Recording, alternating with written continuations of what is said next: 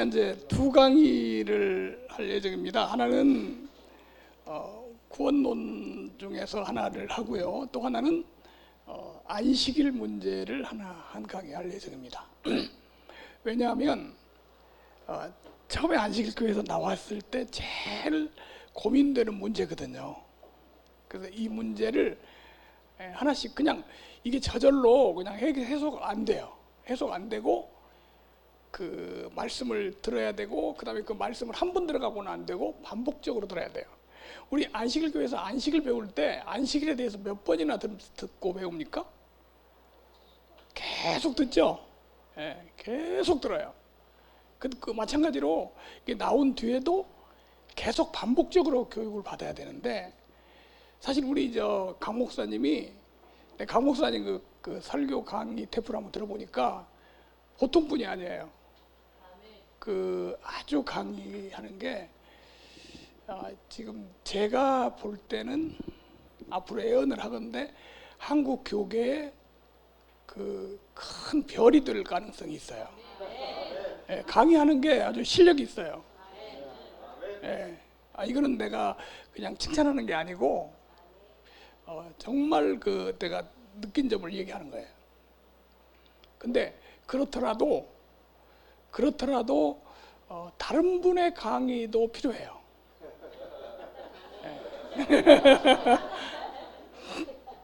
이렇게 우리 교회에서도 부흥회 같은 거 이렇게 다른 분들 초청하거든요.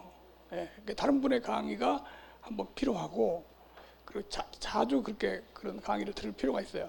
또 이제 목사님한테 들을 때 하고 또 듣고 아는 거지만 새롭게 또 들릴 수가 있어요.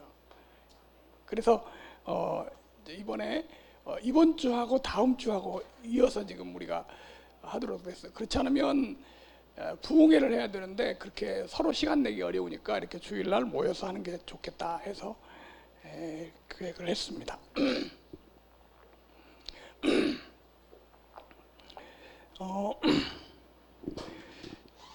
그럼 우리 시작을 하겠습니다. 사도행전 11장 찾아보시죠. 사도행전 11장.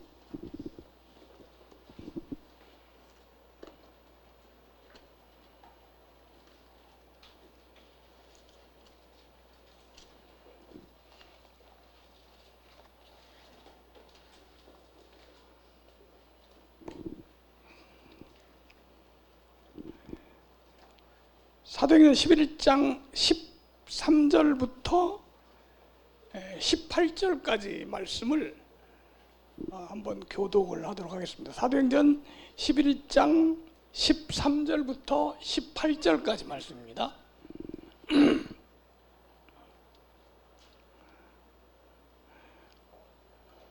13절부터 그가 우리에게 말하기를 천사가 내 집에 서서 말하되 내가 사람을 요빠에 보내어 베드로라는 시몬을 청하라. 그 다음 절에 여러분 읽으셔야죠. 내게 이르리라 함을 보았다 하거늘 내가 말을 시작할 때. 교독하니까 교독. 제가 한 절 읽고 여러분이 한 절 읽고 이렇게 하는 겁니다. 이것도 개혁해야 되겠죠? 내가 말을 시작할 때 성령이 그들에게 임하시기를 처음에 우리에게 하신 것과 같이 하느니라. 내가 주의 말씀에 요한은 물로 침례를 베풀었으나 너희는 성령으로 침례를 받으리라 하신 것이 생각났노라. 그런즉 하나님이 우리가 주 예수 그리스도를 믿을 때 주신 것과 같은 선물을 그들에게도 주셨으니 내가 누구이기에 하나님을 능히 맡겠느냐 하더라. 그들이 이 말을 듣고 잠잠하여 하나님께 영광을 돌려 이르되 그러면 하나님께서 이방인에게도 생명 얻는 회개를 주셨도다 하니라. 여기 보니까 이방인에게도 생명 얻는 회개를 주셨도다 하니라 그랬거든요. 지금 이거는 고넬료 얘기입니다. 이제 베드로가 고넬료의 집에 가서 복음을 전하고 돌아와서 사도들에게 고넬료의 집에서 복음 전했던 얘기를 보고하고 있거든요. 근데 고넬료가 정말 그 이방인인데 극적으로 구원을 받았어요. 근데 고넬료가 어떤 사람이라고 소개를 하고 있냐면 사도행전 10장에 보면 이제 고넬료를 소개를 하는데 경건해서, 고넬료가 어떻게 했다고요? 경건하고 기도를 많이 했어요. 그래서 기도 중에 누구를 만났어요? 천사를 만났죠. 그러니까 얼마나 기도를 많이 했으면 천사를 만날 정도로 기도를 했어요. 근데 천사가 고넬료에게 말합니다. 너 사람을 요바로 보내서 베드로라는 사람을 청해와라. 그러면 그 사람이 너희 집에 구원 얻을 말씀을 가르쳐 줄 거다. 그러니까 여기서 이제 한 가지 중요한 사실이 뭐냐면, 천사는 복음 전할 특권이 없어요. 구원받은 사람이 복음을 전할 수 있는 특권이 있는 거예요. 그게 누구냐면 베드로가 고넬료에 가장 가까운데 구원받은 사람이 하나 있었는데 그게 고넬료 베드로야. 그러니까 천사가 복음 전하면 얼마나 쉽겠어요. 근데 천사가 복음 전하지 않고 베드로를 청에다가 복음을 들어라. 그래서 베드로를 청해 왔어요. 근데 그 베드로가 고넬료의 집에 왔을 때 전 가족을 모아놓고 이제 탁 아주 엎드려 절을 하면서 그건 고넬료가 얼마나 말씀을 사모하는가에 대해서 보여주는 거죠. 그래서 베드로가 이제 그 고넬료에게 말씀을 전했죠. 어떤 말씀을 전했을까요? 베드로가 고넬료에게 어떤 말씀 전했을까요? 성경에 다 나와 있죠? 어떤 말씀 전했어요? 예수님이 십자가에서 우리 죄를 속죄하시고 구속하셨다는 그런 내용을 이제 설교를 한 거죠. 쉽게 말하면 구원에 대해서 설명을 했어요. 예수 그리스도의 구원에 대해서. 그랬더니 성령이 그 모인 사람들 중에 임했다, 그렇게 소개를 하고 있습니다. 그래서 고넬료와 전 가족이 침례를 받게 되지요. 그런데 이 얘기를 사도들에게 와서 하니까 사도들이 그 베드로의 간증을 듣더니 이렇게 똑같은 입으로 말을 합니다. 그러면 하나님께서도 그래서 이방인에게도 생명 얻는 회개를 주셨도다 하니라. 뭐를 주셨다? 회개. 교회에서 많이 듣는 단어지요. 그리고 안식일 교회 출신들은 회개라는 단어가 굉장히 중요합니다. 그리고 굉장히 고민되는 내용이에요. 왜냐하면 제가 그랬으니까요. 지금 조사심판 중이에요. 그죠? 조사심판 중이면서 조사심판에 합격을 하려면 지금 현재 내가 지은 죄를 다 어떻게 해야 돼요? 회개해야 돼요. 그 회개를 어떻게 하냐? 그 죄책에 기록된 그 죄의 내용들을 하나하나 고백을 해서 하나님 이렇게 잘못했습니다. 용서해 주세요. 이렇게 죄 문제에 대해서 하나님 앞에 고백하고 뉘우치고 돌아서고 하는 그런 과정을 겪어야 된다는 거죠. 제가 청년 때 정로의 계단을 외울 정도로 읽었어요. 정로의 계단에 뭐가 나와요? 그 단계 중에 회개가 나와요. 그래서 머릿속에 회개라는 게 얼마나 심각한지 여러분들은 그렇게 했는지 안 했는지 모르지만 저는 하루 동안 살고 저녁에 잠자기 전에 낮에 혹시 음욕을 품은 생각이 있으면 반드시 회개를 해야 돼요. 그 죄책에 남아 있을 거 아니에요. 그게 회개. 그래서 이 머릿속에 그 은혜의 시기가 끝나기 전에 어떻게 해야 돼요? 완벽한 회개를 해야 한단 말이에요. 근데 여러분들 혹시 회개 다 하셨습니까? 하나도 빠짐없이 다 하셨어요? 그래서 회개라는 개념을 어디에 초점을 딱 두고 있냐면 자기가 죄 지은 거, 실수한 거, 잘못한 거를 뉘우치고 고백하고 돌아서는 여기에 초점을 딱 두고 생각을 하고 있었다는 거죠. 그래서 이제 하늘의 죄 책에 나에 대해서 그 죄가 내가 100가지를 지었는데 99가지만 회개하고 하나를 못했어. 그러면 그게 남는 거잖아요. 그럼 어떻게 되는 거예요? 구원 받아요? 못 받아요? 못 받아요. 왜냐하면 이게 말이죠, 율법이라는 게 성경에 그랬잖아요. 10가지 계명 중에 하나를 범하면 모든 것을 다 범하는 게 되고, 2가지예요. 그러니까 다른 건 다 잘했어도 하나 범하면 다 범한 게 되고, 2번째, 항상, 그러니까 10년 동안 잘하다가 11년째 범해버리면 그동안에 잘한 거 다 무효야. 이게 율법이에요. 옛날에 제가 안식일 교회에 있을 때 청년 때 그 나이 많은 여자 집사님이 한 분 계셨는데, 그분이 신앙생활을 60년 동안 안식일 교회 신앙생활을 했어요. 근데 그분이 3일 밤 예배까지 예배를 한 번도 빠진 적이 없다고 늘 자랑을 했어요. 한 번도 자기 일생에 빠진 적이 없대요. 근데 하루는 화요일 저녁에 3일 밤 예배에 그분이 안 나왔어요. 근데 나이가 드니까 이게 그날 화요일인지 몰란 거야. 그래서 그 다음날 갔더니 통곡을 하고 그래요. 내가 60몇 년 동안 지금 허사가 됐다 이거지. 그래서 야고보서에 그런 말이 나오잖아요. 온갖 일을 항상, 이게 율법을 지키는 거예요. 다시 말하면 온갖 일을 어떻게? 항상. 그러면 지키다 못 지키면 뭐 해야 돼요? 회개해야죠. 네. 그러니까 회개가 못 지킨 게 많아요, 지킨 게 많아요? 못 지킨 게 많죠. 그러니까 항상 뭐 해야 돼요? 회개해야 돼요. 그 언제 회개하냐? 매일 저녁 잘 때마다 회개했어요. 그러면서 늘 마음에 아주 답답하고 부담스러운 게 뭐냐면, 혹시 기억이 안 나서 회개하지 못하는 게 없나?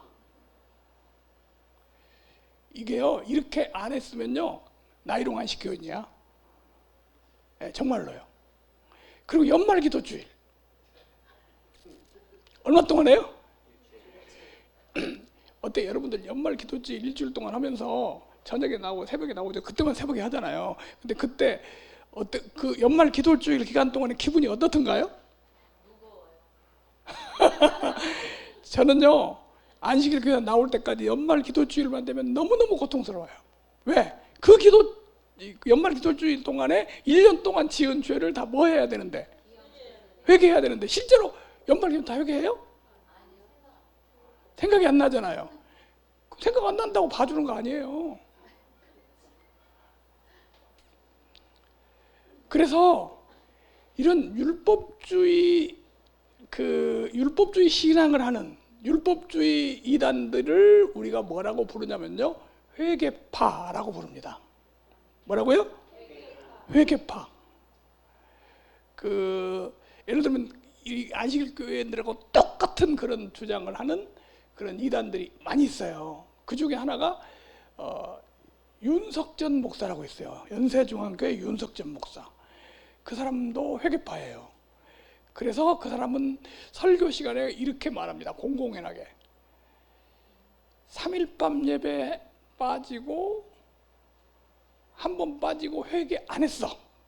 그러면 지옥이야. 이 사람 설교예요. 그리고 머리를 물을 들인 염색한 사람은 지옥이야. 그리고 머리 파마만 해도 지옥이야. 그 양반 교인들은 미장은 안 돼. 그러니까 지금 머리 파마하는 것도 죄라고 하는 사람 하는 정도니까 얼마나 강조를 하겠다. 그 교인들은요, 안식일 교인들보다 더해. 발발발발발 떨어요. 설교를 들어보면 회개해야 된다는 말을 너무너무 많이 강조를 해요. 이렇게 율법주의, 다시 말하면 복음이 없이 율법으로 구원받으려고, 행위로 구원받으려고 하는 모든 사람들을 우리가 뭐라고 부른다고요? 회개파. 그럼 여러분들은 지금 어디에 있었어요, 그동안에? 회계파에 있었어요. 회계파에. 그러니까 회계파에 있었던 사람들이 복음을 알고 이것에 해방이 돼야 되는데 이거에 대해서 정확하게 말씀으로 딱 구분지어서 알고 있어야 된다 이 말이죠.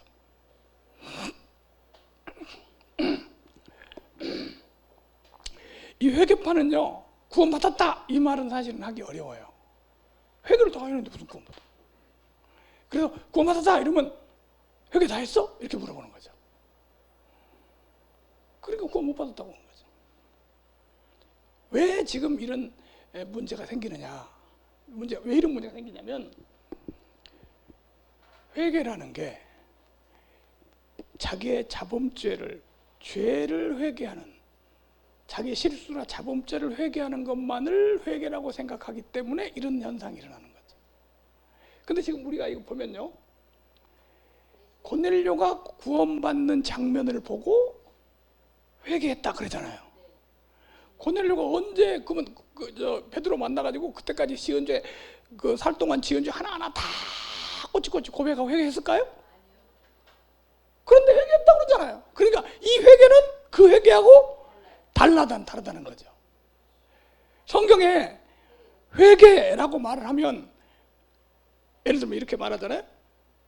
회개하라, 천국이 가까웠다. 이렇게 말을 하면 회개라는 단어는 하나로 쓰지만 두 가지 회개가 있다는 거죠. 몇 가지? 두 가지. 그래서 이제 요걸 갖다가 성경을 읽다 보면 아, 요거는 무슨 회개구나, 요거는 무슨 회개구나 이렇게 알 수 있어야 돼요. 자, 그런데 이 두 가지 회개가 있는데 이 두 가지 회개를 뭐라고 하냐면요, 두 가지 회개는 이렇게 말합니다. 첫 번째가 뭐라고 하냐면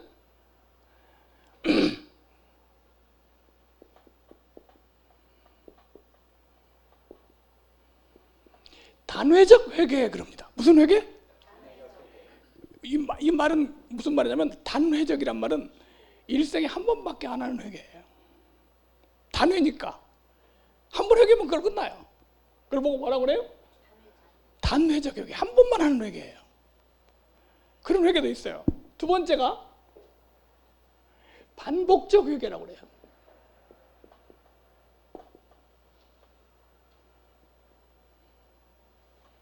무슨 회개? 그러니까 반복적 회개는 뭐냐면 반복해서 계속 하는 거죠. 네. 자, 다시 한번 얘기합니다. 회개가 몇 가지예요? 두 가지. 하나는 단회적 회개, 하나는 반복적 회개. 단회적 회개, 반복적 회개는 단어에서 말하는 것처럼 반복해서 하는 게 있고 한 번만 하는 게 있고 두 가지가 있어요. 그럼 우리가 지금까지 조사심판을 받으려면 회개해야 한다 할 때 그 회개는 지금 어떤 걸 주로 이 얘기를 했어요? 여기서 반복적 회개를 얘기했죠. 윤석천 목사가 그렇게 강조하는 날마다 하루도 빠짐없이 회개해야 된다 할 때 그게 무슨 회개예요? 반복적 회개예요. 자, 그래서 이제 단회적 회개가 있고 반복적 회개가 있는데 반복적 회개와 단회적 회개는 어떻게 다르냐? 단회적 회개는요, 단회적 회개는 다 회개라는 게 죄 문제잖아요. 죄 문제인데 하여튼 이 회개라는 이 말 자체는 그 회개, 그 개자가 무슨 개자는 고칠 개자예요. 그 다음에 잘못된 것을 깨닫고 고치는 것을 회개라고 해요. 한번 해볼까요? 회개가 뭐라고요? 깨닫고 고치는 것. 그러니까 막 땅을 치고 울고불고 통곡한다고 회개가 아니고 진짜 회개를 잘하는 사람은 말씀을 들을 때 깨달아요. 그리고 달라져. 이게 회개야. 자, 회개가 뭐라고요? 깨닫고 고치는 것. 지금 오늘 말씀 들을 때도 뭐가 일어날 수 있어요? 회개가 일어날 수 있어요. 사람이 고쳐지고 바꿔질 수 있어요. 회개는 감정만으로 되는 게 아니에요. 그러니까 울고불고 한다고 해서 되는 것이 아니에요. 그래서 회개의 가장 중요한 것은 깨닫는 거예요. 깨닫는 거. 오, 내가 잘못했구나. 그래서 이 사람이 바꿔지는 거예요. 근데 이게 언제 일어나냐면 사실은 말씀 들을 때 일어나요. 그래서 우리가 말씀을 계속 들어야 되는 거예요. 자, 근데 그런 회개가 깨닫고 고쳐지는 그런 회개가 단회적이 있고 반복적이 있어요. 근데 반복적 회개, 단회적 회개인데 이건 뭐냐면 이게 다 죄 문제잖아요. 그래서 이 회개, 단회적 회개는 원죄에 관계된 것이라고 합니다. 원죄. 뭐라고요? 원죄가 뭐죠? 태어날 때부터 그냥 태어나기 전에 사실은 누가 지은 죄예요? 아담이 지은 죄죠. 내가 지은 죄가 아니야. 아담이 지은 죄야. 그래서 아예 그냥 죄인으로 태어난 거야. 이 사람은 이건 해결할 방법이 자기 노력이나 행위로 해결할 방법이 없어요. 해결하려면 어떻게 하냐? 다시 태어나야 돼.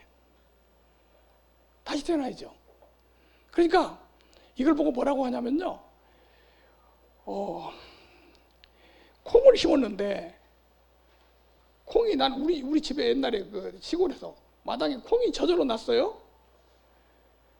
근데 거기다가 뭐 그냥 아주 정성을 들였어. 콩이 저절로 났으니까. 근데 콩을 따는데 조그마한 콩이 열리는 거야. 왜 그래요? 알고 보니까 콩나물 콩이래. 원래 종자가 무슨 어떤 거야? 작은 거야. 그러니까 그건 아무리 거름 주고 해도 얼마 이상 안 커지는 거죠. 그럼 이걸 큰 콩을 열리게 하려면 어떻게 해야 돼?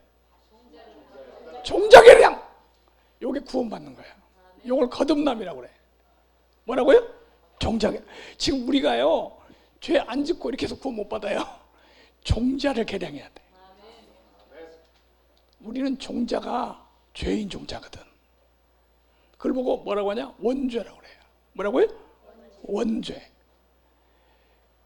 그래, 그 원죄가 해결되는 게 단회적 회개예요. 무슨 회개? 단회적 회개. 그 원죄 해결하는 것은요 한 번으로 끝나요. 한 번만 딱 거듭나면, 거듭나는 게 뭐 한 번, 두 번, 날마다 거듭나고 그런 건 없잖아요.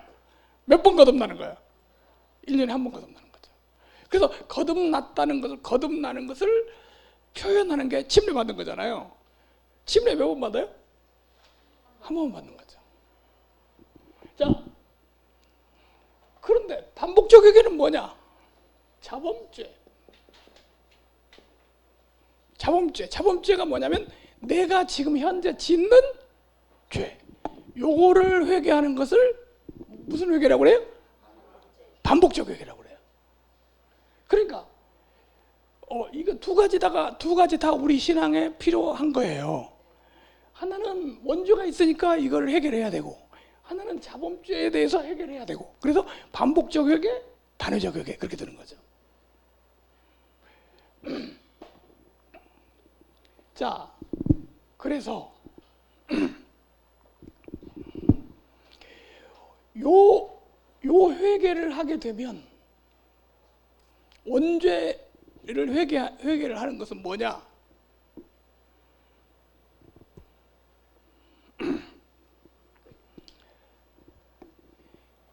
내가 내 노력이나 내 행위로 하는 게 아니고 예수 그리스도의 구속으로 말미암아 죄 사함 받았다는 걸 믿음으로 받아들이는 것이, 다시 말하면 원죄 해결하는 방법이에요. 다른 방법은 없어요. 이거는 우리는 종자가 죄이니까 다른 방법이 없어요. 예수님이 해놓은 걸 받아들이고 예수님 안에서 다시 태어나는 길밖에는 방법이 있다 없다? 없다. 그러니까요 감나무에는 뭐가 열립니까? 그러니까 물어볼 것도 없어요. 뭐가 열려요? 감이 열리죠. 감나무랑 감이 열려요. 근데 감을 안 열리면 감나무입니까? 아닙니까? 감이 안 열렸어. 그럼 그 무슨 나무예요?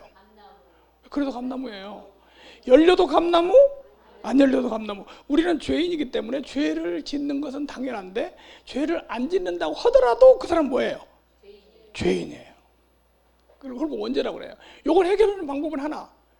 예수님이 십자가에서 우리 죄를 해결하셨다는 사실을, 예수님을 나의 구주로 믿는 거, 이게 바로 원죄 해결 방법이에요. 근데 우리는 어디에 지금 신경을 많이 썼냐면 감만 안 열리면 되는 줄 알았어. 종자 계량하기 전에는 안 되는 거예요. 그래서 이걸 해결해. 그리고 이걸 어떻게 해결하냐? 복음을 듣고 믿음으로.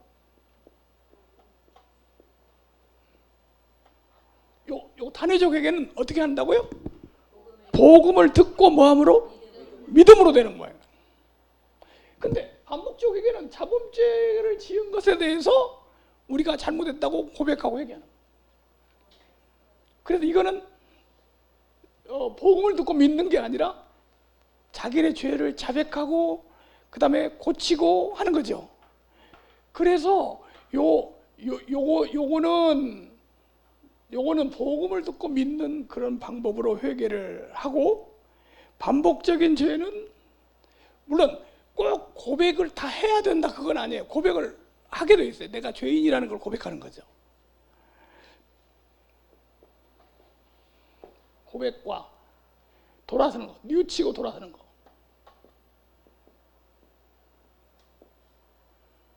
돌아서는 거.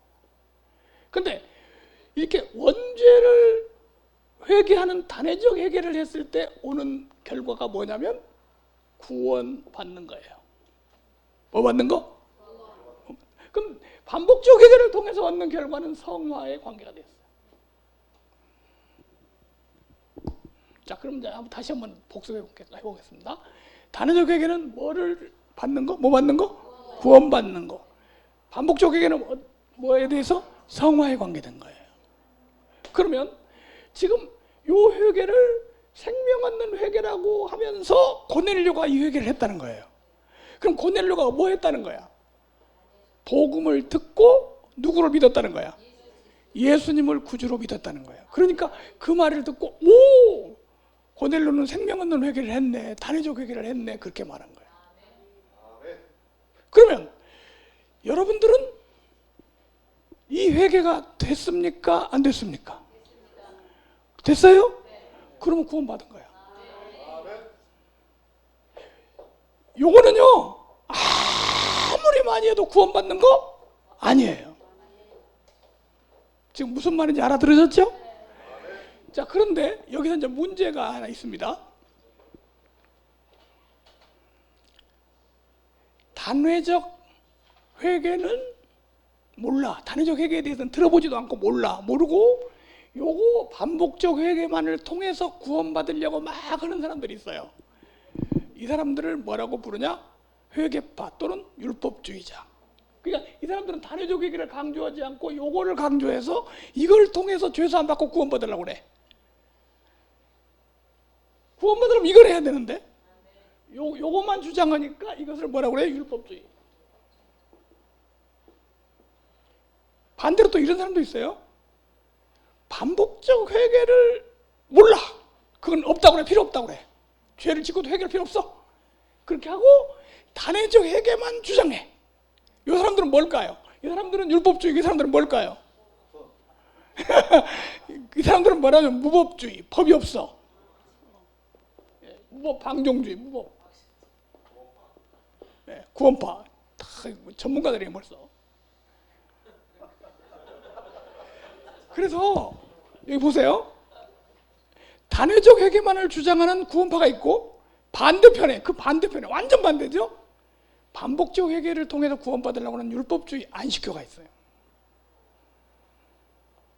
이 율법주의는 놀랍게도 안식교, 여호와의 증인, 그 다음에 안상홍, 정명석 이런 단체들이 다 똑같아요. 그래서 이런 단체에 가면 계속 뭐라고 도전을 하냐면, 도전을 해요. 설교 시간마다 도전을 하는 게 회개해야 된다. 이렇게 도전을 해요. 그 교인들이 막 항상 마음속에 뭐 하려고 뭐 때문에 고민해요? 회개에 고민하죠. 근데 이쪽에 오면은요, 이쪽 이단에, 양쪽 다 이단이에요. 이게 이단인데 이쪽에 오면 뭐냐? 이쪽에 오면은 이렇게 하는 거예요. 구원받으라고. 뭐만 주장하니까? 단회적 회개만 주장하니까 이렇게 도전을 해요. 자, 지금 이제 반복적 회개와 단회적 회개 뭔지 아시겠죠? 그럼 반복적 회개와 단회적 회개는 두 개 다 우리 신앙생활에 아주 필요한 거다. 둘 다. 왜? 구원받으려면 단회적 회개가 있어야 되고, 그 다음에 구원받은 다음에 성화의 삶을 살기 위해서 뭐가 필요해? 반복적 회개도 필요하다. 무슨 말인지 이해 가셨어요? 네. 지금 우리가 이단 상담하고 있거든요. 자, 그러면 이거는요, 우리 신앙생활에 아주 중요한 아주 그 근간이 되는 얘기이기 때문에 구원받은 사람이 성화돼야 되니까 단회적 회개와 반복적 회개가 다 필요하다. 단회적 회개 한 사람은 계속해서 반복적 회개가 있다. 언제까지 있냐? 언제까지 반복적 회개는 있냐면요, 이 몸을 벗어버리고 부활의 몸을 입을 때까지는 계속 반복적 회개는 있을 수밖에 없습니다. 왜냐하면 우리가 육신이 연약해서 완벽하게 율법을 지킬 수 없기 때문입니다. 율법의 행위로 그 앞에 의롭다함을 얻을 육체가 없나니. 그런데 이 사람들이 자기 육신을 가지고 완벽하게 되기 위해서 몸부림을 치고 있는 거죠.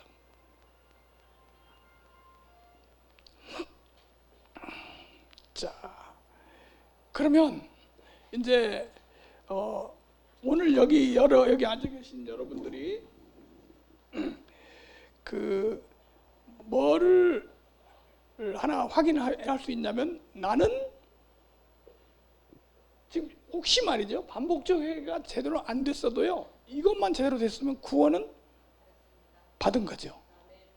자, 우리 저 십자가의 우편 강도는 어떤 게 됐어요? 네, 단회적 회개가 됐죠. 반복적 회개는 그 사람은 안 된 거예요. 그 사람 우편 강도가 자기 지은 죄다 거기서 고백했습니까? 이걸로 구원받은 거잖아요. 그래서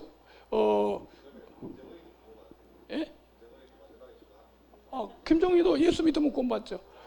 예. 김정희만 구원받은 게 아니고, 구원받는 게 아니고, 김정희는 지금 예수 안 믿으니까 구원 못 받은 거고, 예수 믿으면 구원받는다 이거예요. 그리고 고재봉이도 구원받았잖아요. 예. 왜? 그 사람 예수 뭐 했으니까? 믿었으니까. 예수 믿고 구원 못 받을 수는 없어요. 그건 기적이에요. 예. 예수 믿었는데 구원 못 받는다. 그런 게 어디 있어요? 그런 의미에서 우리 다 구원 받았습니까? 확실합니까? 이 부분에 대해서, 이 두 가지 회개, 다시 말하면 죄 문제를 해결하는 두 가지 회개에 대해서 성경에 이제 어떻게 해서 설명을 하고 있냐면, 이런 구원 문제, 속죄 문제는 대부분 구약의 모형적 제사를 통해서 설명을 하고 있습니다. 무슨 제사? 모형적 제사. 그게 뭐냐면 히브리서에 설명하는 내용을 한번 살펴보도록 하겠습니다. 히브리서 7장으로 가시죠. 히브리서 7장.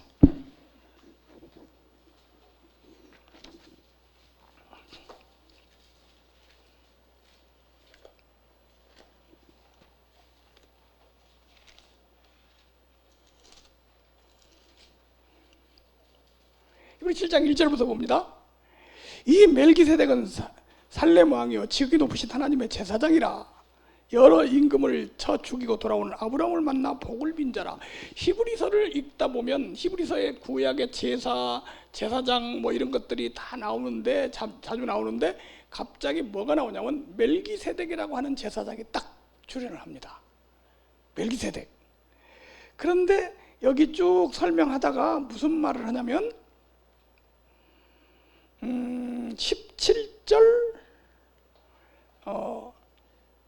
17절에 갑자기 무슨 말을 하냐면 이런 말을 합니다. 저기 11절부터 11절 한번 보여주세요. 11절에 이런 말이 나옵니다. 레위 계통의 제사 직분으로 말미암아 온전함을 얻을 수 있었으면 백성이 그 아래서 율법을 받았으니 어찌하여 아론의 반차를 따르지 않고 멜기세덱의 반차를 따르는 한 제사장을 세울 필요가 있느냐. 여기 보니까 두 가지 반차라는 게 나옵니다. 하나는 무슨 반차? 아론의 반차. 또 하나는 이게 갑자기 히브리서에 딱 나오니까, 이게 이제 자세한 설명이 없이 나오니까 이걸 잘 모르는 사람들이 수많은 이단을 만들어낸 게 이 구절입니다. 자기가 멜기세덱이다 이렇게 나타나. 그게 누구냐? 안상호. 또 멜기세덱 교라는 게 있어요. 그 교주가 그냥 멜기세덱이라 자기 멜기세덱이라는 거죠. 근데 여기서 보니까 두 가지 반차가 있어요. 아론의 반차, 멜기세덱의 반차.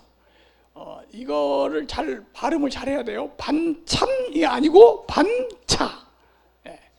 우리 저 옛날에 권사님들 한번 나이브 하는 분들 강의를 했더니 아론의 반찬, 멜기세덱의 반찬 그러더라고요. 그 반찬이 아닙니다 그랬더니 아니 아론이 먹던 반찬, 멜기세덱이 먹던 반찬 아닙니까? 그러더라고요. 그게 아니고 반차라는 말이에요. 반차라는 말은 반차가 무슨 말이냐면요. 개통. 우리 저 릴레이 그 경기 하면은 이렇게 바톤 이어받잖아요. 그러니까 아론의 반차라는 게 맨 처음에 최초에 아론이 제사장이었다가 그 다음에 그 바톤을 이어받아서 그 아들 엘르아살이 제사장이고 이런 식으로 계속 이어가잖아요. 그 손자가 또 제사장이고 이렇게. 그걸 보고 뭐라고 그래요? 반차. 반차라고 그래요. 그리고 아론의 계통을 위해서 쭉 제사장이 되어온 아론의 반차를 우리가 뭐라고 하냐면 레위 지파 제사장이죠. 그렇죠? 그리고 멜기세덱이 처음에 제사장이었는데 그 뒤를 이은 제사장이 있다는 얘기예요. 이 두 가지 반차가 있다는 거예요. 근데 우선 아론의 반차가 뭔지부터 한번 확인해 보겠습니다. 아론의 반차. 아론의 반차가 드리는 제사와 멜기세덱의 반차가 드리는 제사가 다르다는 거예요. 이게 히브리서를 아론의 반차, 멜기세덱의 반차 이것만 잘 알게 되면 히브리서가 훤히 눈이 들어와요. 그러니까 히브리서는 이걸 설명하기 위해서 히브리서를 쓴 거예요. 아론의 반차와 멜기세덱의 반차. 그러면 아론의 반차가 뭔가부터 한번 살펴보겠습니다. 아론의 반차가 뭐냐?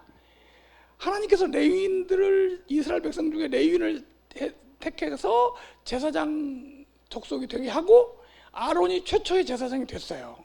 근데 아론의 제사장이 돼가지고 어떻게 제사를 드리냐? 레위기에 나오는 대로 양을 잡아서 그 피를 흘림으로 속죄를 받도록 하는 제사를 드렸어요. 그래서 그 제사에 수많은 양들이 피를 흘리고 죽었어요.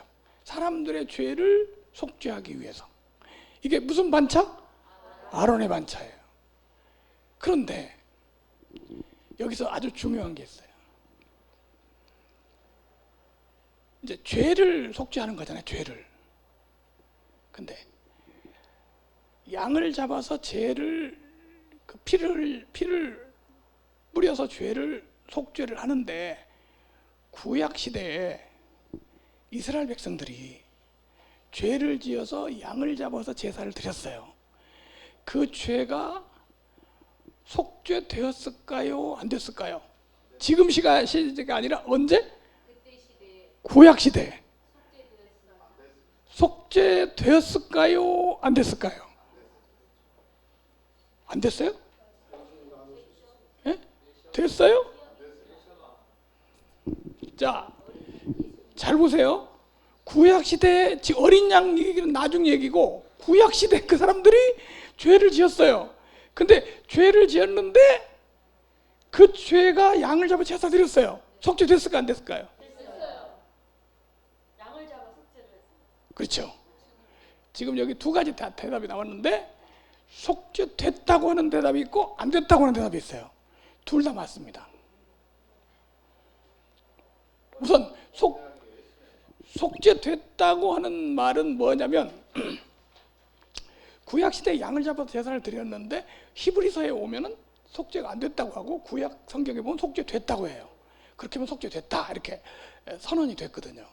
근데 속죄됐다는 말도 있고 안 됐다는 말도 있는데 어떤 게 맞냐? 우선 됐다는 말, 이게 속죄가 됐어요. 어떻게 됐냐? 제사를 안 드리면 돌에 맞아 죽어야 되는데 양이 대신 죽으니까 그 사람이 죽지 않았어요.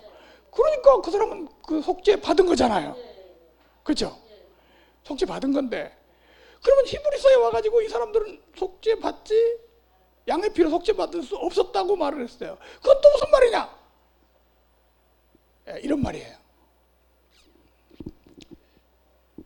자, 이제 구약 시대 제사로는 죄를 속죄는 받긴 받지만 육적인 부분에 해당만 되는 거예요.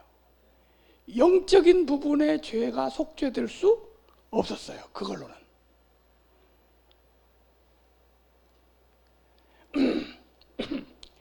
자, 지금 법원에서 판사가 재판을 해요. 재판을 하는데 이 사람이 말이죠, 지금 진짜 사람을 죽인 거야. 근데 판사가 그 증거가 없으니 모르니까 무죄 판결을 했어요. 이 사람 죄 없어졌어요? 안 없어졌어요? 다시 한번 법원에서 판사가 재판을 했어요. 이 사람은 분명히 사람 죽였어. 근데 판사가 몰라 그걸. 그래가지고 이 사람을 무죄라고 선고를 했어요. 이 사람 죄가 없어졌어요? 안 없어졌어요? 원죄가 안 없어졌어요. 사람 죽였으니까. 아니, 사람 죽이는 건 원죄가 아니고 자범죄잖아요. 자, 여기 보세요. 이게 바로 그거예요. 예, 잘 보세요.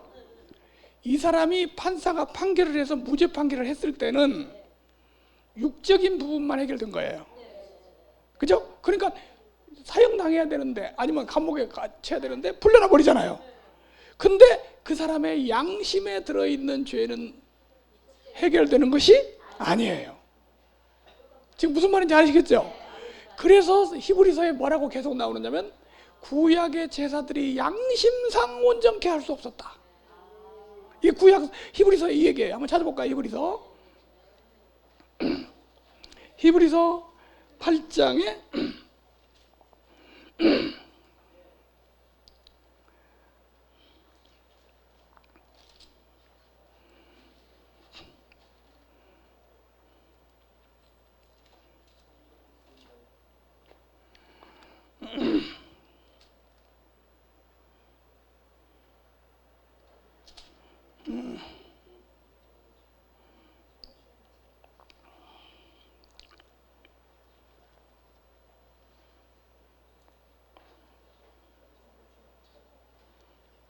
8장 몇 절이냐? 8장? 아니, 양심상 온전케 할 수 없나니 그렇게 했거든요. 여기 9절, 9장 9절입니다. 9장 9절. 우리 한번 9장 9절 한번 읽어보겠습니다. 9장 9절.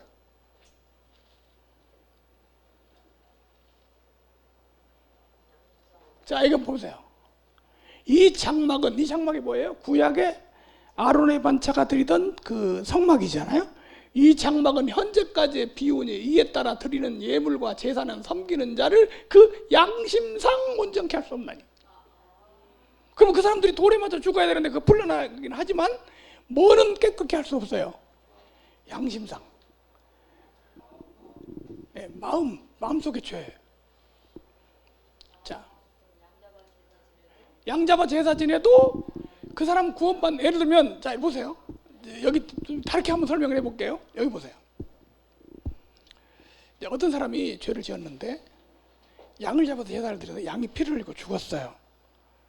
그러니까 그 양이 피를 흘리고 죽은 것은 누구를 모형입니까? 예수님이 십자가에 죽으실 것의 모형이잖아요. 그러면 이 제사를 드리는 사람이 앞으로 그리스도가 와서 우리를 위해서 이렇게 십자가에서 속죄할 거라고 하는 걸 믿음을 가지고 그 제사를 드려야 되는데 그걸 모르고 할 수도 있어요. 그냥 제사만 드릴 수 있다고요. 그럼 제사를 드려서 그 양의 피로 속죄를 받으면 돌에 맞아 죽을 거 안 맞아 죽고 육적으로 해당이 되는데 마음속에는 죄가 그대로 있어요. 다시 말하면 구원은 못 받는 거죠. 그런데 구약 시대의 사람들은 어떻게 구원받았냐? 육적인 문제는 양잡아 제사 드리는 걸 해결되고 영적인 문제는 앞으로 오실 예수님을 바라보고 양심상 온전케 돼서 구원받는 거예요. 이게 구약 시대의 죄 용서받는 방법이에요. 무슨 말인지 이해가세요? 그런데 그래서 성경에 이제 멜기세덱이라는 사람이 출현을 창세기의 14장에 느닷없이 멜기세덱이 나타나서 아브라함에게 떡과 포도주를 주는 그 얘기가 나와요. 그리고 시편 110편에 앞으로 멜기세덱이라는 제사장이 올 거라고 예언을 해요. 그리고 히브리서에 그 예언된 제사장이 예수님이라고 소개를 해요. 자, 그런데 그 멜기세덱은 이제 이스라엘 백성 모두가 이렇게 양이 죽어서 피를 흘리는 것처럼 앞으로 멜기세덱의 반차를 따른 제사장이 우리를 위해 드리는 제사는 양심상 온전케 하고 영원한 제사를 드릴 거라고 믿고 있었어요. 그럼 구약의 이스라엘 백성들은 멜기세덱의 반차를 따른 제사장, 즉 그리스도를 기다리고 있었다는 거죠. 그리고 그 그리스도를 믿는데 이 제사가 모형이었다. 자, 무슨 말인지 이해가세요? 그래서 이걸 계속해서 제사를 드리면서도 그 이 제사만으로 절대로 완전케 될 수 없어요. 누가 와야 돼? 멜기세덱의 반차를 따른 예수 그리스도가 와야 돼. 그래서 그분이 완전 속죄를 하는 거야. 자, 이제 무슨 말인지 알아들었죠? 자, 그러면 우리 다시 히브리서 10장으로 돌아갑시다. 그러면 히브리서예요. 여기 보세요. 예수님이 와서 단번에 예수님의 멜기세덱의 반차는 제사를 몇 번 드려요? 한 번. 단번에 영원히 모든 제사를 깨끗이 해결해버리는 멜기세덱의 반차, 예수님이 드리는 십자가의 제사가. 그리고 양잡아 제사 드리는 것은 그걸 보여주는 모형, 이렇게 소개하는 게 히브리서예요. 그래서 히브리서를 읽어보면 요건 멜기세덱, 요건 아론, 이렇게 우리가 구분해서 볼 수가 있어요. 자, 히브리서 한번 10장을 보겠습니다. 10장 1절, 율법은 장차 오는 좋은 일의 그림자일 뿐이요 참 형상이 아니므로 해마다 늘 드리는 바와 같은, 늘 드리는 제사가 드리는 같은 제사로는 나오는 자들을 언제나 온전케 할 수 없느니라. 그렇지 않으면 섬기는 자들이 단번에 정결케 돼 다시 제대로 깨달는 일이 없으리니 어찌 제사 드리는 일을 그치지 아니하였으리요. 이게 지금 무슨 반차요?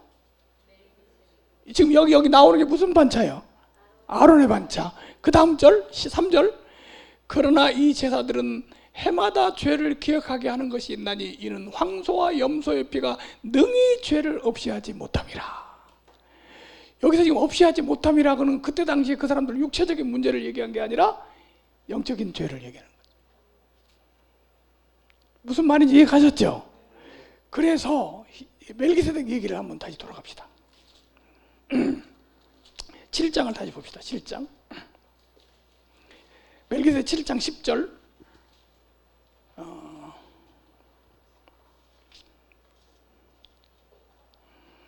그 15절보다 17장 15절, 멜기세덱과 같은 별다른 한 제사장이 일어난 것을 보니 더욱 분명하도다. 이게 누구요? 예수님. 예수님은 육체에 상관된 계명의 법을 좇지 아니하고, 여기 이게 핵심 내용이야. 육체에 상관된 계명의 법을 좇지 않고. 그러니까 구약의 양잡아드리는 그런 제사는요 육체에 상관된 거잖아요. 근데 거기에 쫓지 않고 그 다음에 뭐라고 그랬어요? 오직 무궁한 생명의 능력을 쫓아 된 것이니 증거하기를 내가 영원히 멜기세덱의 반차를 쫓는 제사장이라 하였도다. 자, 그러면 여기서 이제 결론을 해봅니다. 매일 짓는 죄를 위해서 양이 매일 죽었어요. 무슨 반차? 아론의 반차. 우리 일생에 지은 모든 죄를 한꺼번에 해결하는 십자가의 제사가 있었어요. 무슨 반차? 멜기세덱의 반차. 그래서 아론의 반차, 멜기세덱의 반차 이렇게 할 때 여기 보세요. 단회적 회개, 반복적 회개 하면 멜기세덱의 반차는 어떤 쪽에 해당될까요? 단회적 회개. 멜기세덱의 반차는 아니 아론의 반차는 반복적 회개, 멜기세덱의 반차는 단회적 회개. 이제 눈이 열려버렸어요. 이제 눈이 그러니까 성경을 보면 이제 알게 됐어요. 자, 다시 한번 얘기하면 아론의 반차는요 어떻게 된 거냐면 모형적 제사 그럽니다. 무슨 제사? 앞으로 어떤 제사를 보여주는 제사예요. 모형적 제사. 근데 그 모형적 제사가 있는 것처럼 실제적인 제사가 와요. 그게 뭐예요? 십자가. 요거는 지구 역사에 한 번밖에 없어요. 단회적이야. 모형적 제사인 아론의 반찬은 반복적이야. 죄를 뭐 할 때마다, 지을 때마다, 그리고 언제마다, 해마다. 자, 그런데 이스라엘 백성들이 모형적 제사를 드릴 때 이 이스라엘 백성들이 드리는 제사 중에 가장 중요한 제사가 뭐냐면요, 속죄 제사예요. 무슨 제사? 속죄 제사. 그러니까 어떤 죄를 지었을 때 죄를 용서받기 위해서 드리는 제사를 속죄제라고 그래요. 그래도 우리가 보통 제사 그러면 5가지 제사가 있잖아요. 번제, 소제, 화목제, 속건제, 속죄제. 이거 5가지 제사예요. 성경에 5대 제사 그럽니다. 한번 해볼까요? 시작. 번제, 소제, 화목제, 속건제, 속죄제. 이 중에서 속죄를 위해서 드리는 제사가 뭘까요? 양자부터 드리는데 5가지 제사 중에 번제, 소제, 화목제, 속건제, 속죄제. 요 중에서 속건제와 속죄제가 뭐냐면 이게 속죄를 위한 제사예요. 그러니까 다른 제사도 마찬가지야. 다 속죄가 되는데 아예 내가 죄를 지었을 때, 무슨 실수로 죄를 지었어. 그러면 제사를 드려야 되잖아요. 그때 드리는 제사가 뭐라고요? 속건제, 속죄제. 근데 이 속죄제는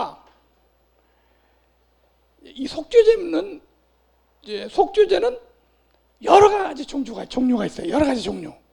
잘 보세요. 매일 잘못해갖고 드리는 제사, 3번제라고 하는데, 번제를 드리면서 속죄제를 드리는데 그 매일 드려요. 아론의 반차죠. 근데 아론의 반차에서도 뭐가 또 있냐면 1년에 한 번 드리는 대속죄제가 있어요. 무슨 속죄제? 대속죄제. 그거를 대자를 붙여요. 7월 10일 날 대속죄일 날 1년 동안에 지은 이스라엘 백성의 모든 죄를 한꺼번에 싹 없애버리는 거예요. 우리 그런 거 있었으면 좋겠죠. 그걸 보고 뭐라고 그래요? 대속죄제. 대속죄제는 뭐를 의미하냐? 이렇게 하나하나가 아니고 한꺼번에 죄가 다 없어지는 것도 있다. 그걸 보여주는 거야. 근데 대속죄제보다 더 큰 속죄제가 있어요. 그게 뭔지 아세요? 희년의 제사예요. 무슨 제사? 희년. 희년의 제사는 50년 만에 한 번씩 와요. 몇 년 만에? 50년. 50년 동안 지은 모든 죄가 한꺼번에 청산되는 거예요. 그래서 혹시 빚을 졌어도 없어져 버리고, 감옥 문이 열려 버리고 다 해결돼 버려요. 그걸 뭐 희년이라고 하잖아요. 그때 드리는 제사가 희년의 속죄제예요. 희년. 그때는요, 희년에는 속죄제를 어떻게 드리냐면, 원래 이제 제사장이 대속죄일 날 제사를 드리잖아요. 제사를 드리면 성막 주변에 이스라엘 백성들이 와가지고 회개하고 막 기도하고 막 그러겠죠. 그러면 제사장이 그 시간에 안에 들어가서 제사를 진행해요. 그래서 이제 그 제사를 하나님께서 받으시고 속죄가 이루어지면 밖으로 나와서 백성들한테 선포를 해요. 뭐라고 선포하냐? 다 이루었다, 이렇게 선포를 하는 거야. 그러면 이스라엘 백성들이 거기서 죄 속죄함 받은 기념으로 막 찬송을 부르고 북을 치고 막 그렇게 하면서 영광을 돌려요. 근데 그 다 이루었다는 그 선언을 누가 하셨어요? 예수님이 하셨어요. 예수님이 십자가에 드리는 게 제사였다는 거죠. 그런데 여기까지 다 속죄제, 대속죄제, 희년, 여기까지가 다 모형이에요. 그리고 이제는 지구 역사에 단 한 번 있는 실체의 제사가 있어요. 요거 모형을 그대로 보여주는 실체의 제사가 있는데, 그 제사가 무슨 제사냐? 십자가의 제사죠. 몇 번에? 한 번에. 그래서 이때는 우리의 일생의 모든 죄를 예수님이 한 번으로 끝내주셨다. 몇 번으로? 한 번으로. 그래서 성경에 이 제사, 멜기세덱의 반차의 제사를 뭐라고 소개하냐면 단번에, 그리고 영원히라고 소개를 하고 있습니다. 한번 따라하세요. 단번에, 영원히. 자, 그런데 이 제사를 드렸는데 잘 보세요. 이 십자가 이전에는 구약 시대죠.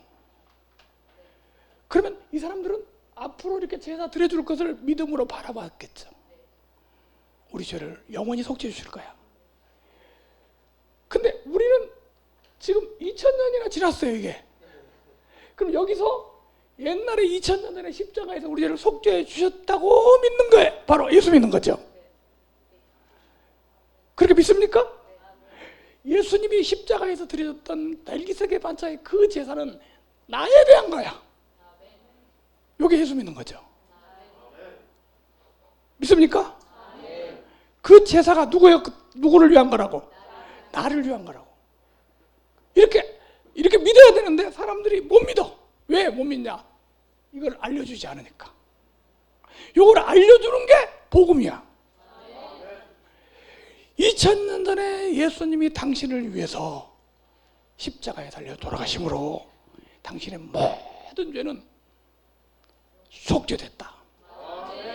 요거를 내 것으로 받아들일 때 이게 속죄받은 사람이에요. 할렐루야. 그래서 주의 말씀 받은 그날 참 기쁘고 복되다.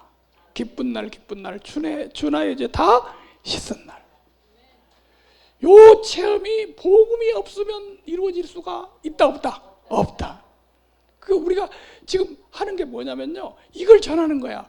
그럼 이단이 뭐냐? 이거를 가능하면 모르게 이상한 교리를 자꾸 만들어 가지고 십자가가 안 보이게. 그래서 아니 그냥 주 예수를 믿으라. 그러면 너와 내 집 구원을 얻으리라. 그걸로 끝나야 되는데 주 예수를 믿고 안식을 지켜라. 이렇게 뭘 갖다 붙여. 그러니까 이제 이게 진정한 십자가의 의미가 보여지지 않는 거예요. 이게 사단의 역사예요. 자, 우리 히브리 10장을 다시 가겠습니다.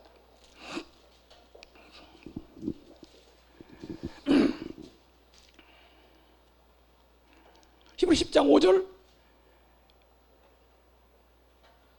4절부터 이는 황소와 염소의 피가 능히 죄를 없이 하지 못함이라. 그러므로 세상에 임하실 때 가라사대 하나님의 제사와 예물을 원치 아니하시고 오직 나를 위하여 한 몸을 예비하셨도다. 여러분, 구약에 아론의 반찬은 양잡아드렸지만 지금은 한 몸. 누구? 예수 그리스도. 한 몸을 예비하셨도다. 여기 멜기세덱 반찬을 설명하고 있는 거잖아요. 더 올려서, 좀 더 올려서 번제와 속죄제는 기뻐하지 아니하시나니. 이거 무슨 반차예요? 아론의 반차. 이에 내가 말하기를 하나님이여 보시옵소서 두루마리 책에 나를 가리켜 기록된 것 같이 하나님의 뜻을 행하러 왔나이다 하셨느니라. 더 올려서 말씀하시기를 주께서는 제사와 예물과 번제와 속죄는 원하지도 아니고 기뻐하지도 아니하신다 하셨고 이는 다 율법을 따라 드리는 것이라. 구약의 아론의 반차였다. 그 후에 말씀하시기를 보시옵소서 내가 하나님의 뜻을 행하러 왔나이다 하셨으니 첫째 것을 폐하심은 끝내버렸어. 둘째 것을 세우려 하심이라. 그 다음에 이 뜻을 따라 예수 그리스도의 몸을 몇 번에? 단번에 드리심으로. 이게 단번에라는 말을 꼭 기억하셔야 돼요. 몇 번에? 여러분, 나를 위한 제사는 몇 번으로 끝났어요? 한 번으로. 단번에 끝났어요. 단번에 들으심으로 말미암아 우리가 거룩함을 뭐 했노라? 얻었노라. 죄산 받은 거예요. 제사장마다 매일 서서 섬김에 차주 같은 제사를 드리되. 이게 무슨 반차예요? 아론의 반차. 이 제사는 언제든지 언제나 죄를 없이 하지 못하거니와. 그 다음 절에 오직 그리스도는 무슨 반차? 멜기세덱의 반차. 오직 그리스도는 죄를 위하여 한 영원한 제사. 한 번에 영원한 제사. 한 번으로 영원히. 한 영원한 제사를 드리시고 하나님 우편에 앉으사 그 후에 자기 원수들을 자기 발등상에 되게 하실 때까지 기다리시나니. 자, 여러분 보세요. 여기서 중요한 단어 두 개. 단번에 영원히. 나를 위한 제사는 끝났습니다. 어떻게? 단번에 영원히. 저는 처음에 히브리서를 보면서 구원받고 나서 이거를 막 소리를 지르고 다녔어요. 단번에 영원히. 막 이렇게. 옆에 사람이 무슨 말인지 몰라. 단번에 영원히. 단번에 영원히. 그 다음 또 올려주세요. 14절 같이 한번 읽습니다. 시작. 그가 거룩하게 된 자들을 한 번의 제사로 영원히 온전케 하셨느냐. 할렐루야. 몇 번의 제사로? 한 번의 제사로. 여러분, 우리 예수님이 십자가에서 나를 위하여 한 번 끝내준 제사를 내 것으로 받아들이면 이 사람은 온전케 돼버린 줄로 믿습니다. 다시 말하면 구원이 확정돼 버렸어요. 이게 바로 단회적 회개고, 이게 바로 복음과 구원의 역사예요. 단번에 어떻게? 영원히.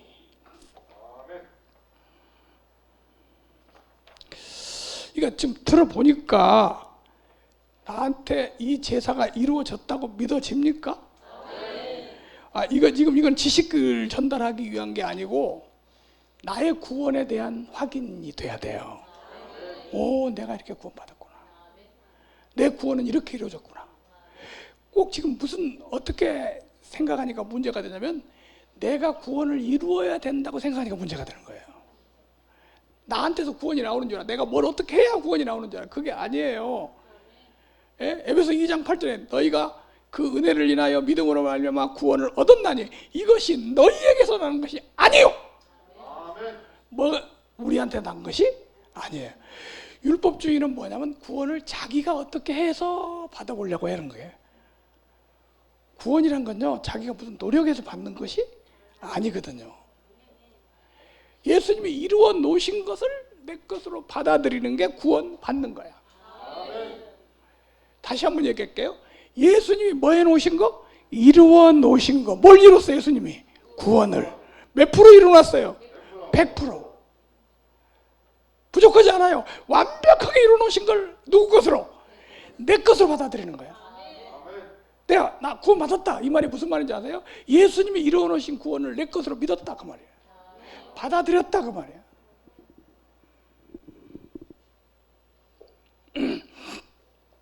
단번에 언제까지? 영원히. 자, 이제 우리 정리하겠습니다. 단회적 회개.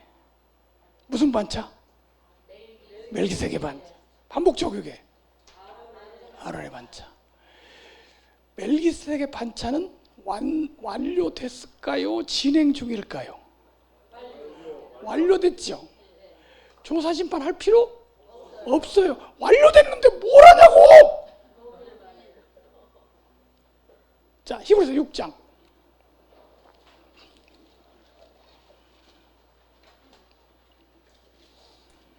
히브리서 6장 20절 19절부터 봅니다. 이 소망을 가지고 있는 것은 영혼의 닭과 같아서 튼튼하고 견고하여 휘장 안에 들어가라니. 무슨 안에? 이건 성소와 지성소를 가리는 휘장을 말합니다. 그러니까 휘장 안에니까 무슨 어디야? 지성소. 휘장 안에 들어가라니 그리로 앞서가신 예수께서 멜기세덱의 반차를 따라서 영원히 대제사장이 되어 우리를 위하여 들어가셨느니라. 언제 들어가셨어? 1844년? 자, 여기 공동번역으로 보여줄 수 있어요? 번역본이 있어요? 야, 근데 예수님이 1844년까지 뭐 안 들어가고 계시다가 이제 들어갔다고 하면 이 성경은 잘못된 거지. 이거 언제 기록된 건데? 예? 벌써 2000년 전에 기록된 건데. 자, 한번 공동번역 보겠습니다. 이 희망은 닭과 같아서 우리 영혼을 안전하고 든든하게 보호해주며 하늘 성전의 지성소에까지 들어가게 해줍니다. 예수께서 멜기세덱의 사제 직분을 따라 영원한 대사자가 되셔서 우리보다 앞서 그곳에 들어가셨습니다. 여러분, 대제사장은요 지성소에 들어가는 거예요. 예수님이 대제사장이시거든요. 대제사장 사역, 멜기세덱의 반차를 따라서 지성소의 사역 완성하셨습니다. 그래서 우리가 그를 믿으면 그 제사가 나를 위한 것이 되어서 나에게 적용되는 거예요. 할렐루야. 자, 그런데 이제 이 대속죄일 날 50년이 되는 대속죄일 날 희년에 대속죄일 제사가 끝나면 사람들한테 이걸 알려야 될 거 아니에요. 그러면 그 알리는 걸 뭘로 하냐면 나팔을 불어서 알려요. 그 나팔을 불면 거기서 감옥문이 열려버리는 거야. 근데 우리 일생에 한 번 희년이 있어요. 예수님의 복음을 듣는 날, 예수님의 복음을 깨닫는 날. 아, 예수님이 십자가에서 나를 위해서 완전 속죄하셨구나, 이게 받아들여지는 날이 그 사람의 대속죄일 날이고 희년인 거예요. 개인적으로 그거를 하기 위해서 우리가 뭐하냐? 나팔을 불어야죠. 무슨 나팔? 복음의 나팔. 우리가 가진 사명이 바로 이거예요.